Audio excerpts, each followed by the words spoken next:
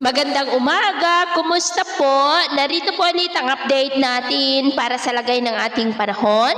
Ngayong umaga po ng December 30, 2024. Sa ngayon po ay patuloy pa rin na malakas ang bugso ng hanging amihan at ito ay umiihip sa Luzon at Visayas. At mayroon pa rin intertropical convergence zone na nag-i-extend dyan sa may Mindanao. Ang ITCZ po ay tinagurian yan na breeding ground ng mga sama ng panahon dahil kalimitan dyan nabubuo ang mga sirkulasyon na kung lalakas pa yan ay magiging low pressure area hanggang po sa maging bagyo. Pero sa ating long range forecast ay wala naman pong banta ng bagyo na namamataan na tatawid sa ating kalupaan for the next 5 to 7 days, pero hindi pa rin po inaalis ang posibilidad na mayroong sama ng panahon na mabubuo within that ITZZ sa susunod na mga araw at ang development ng maya ng ating babantayan kung matutuloy po o hindi. At sa lagay ng ating panahon, ngayong madaling araw ay may mga isolated rains pa rin dito sa may Cagayan Valley, Apayao, Metro Manila, Calabarzon, Oriental Mindoro, ilang bahagi ng Palawan, Romblon, Bicol Region,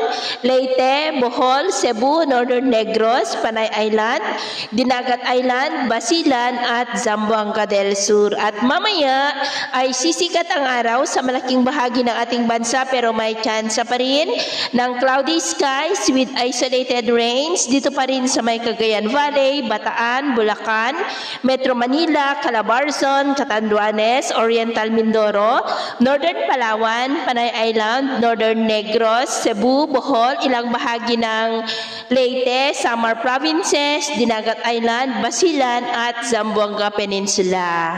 At mamayang hapon po, mas maraming lugar ulit ang makakaranas ng cloudy skies with isolated rains. Kaya mag-ingat pa rin po tayo sa mga banta pa rin ng mapagbaha at pagguho ng lupa. At sa atin naman pong mga baybayin, iwasan na muna natin ang papalaot sa kanlurang baybayin ng Luzon, silangang baybayin ng Luzon at Visayas, maging po sa northern seaboard ng Cagayan at extreme northern Luzon seaboards. Dahil ang mga alon po dyan ay posible na aabot hanggang sa 2.5 to 4 meters height. Kaya hanggat maaari po ay iwasan na muna natin ang papalaot dyan sa mga may kulay pula para mas makaiwas sa mga sakunang pangkaragatan. So yun po ng latest update natin sa araw na ito. Ako po muli si James na nagsasabing sa kahit anong pagsubok po na darating sa ating buhay, huwag na huwag po tayong mawawalan ng pag-asa. Thank you and God bless.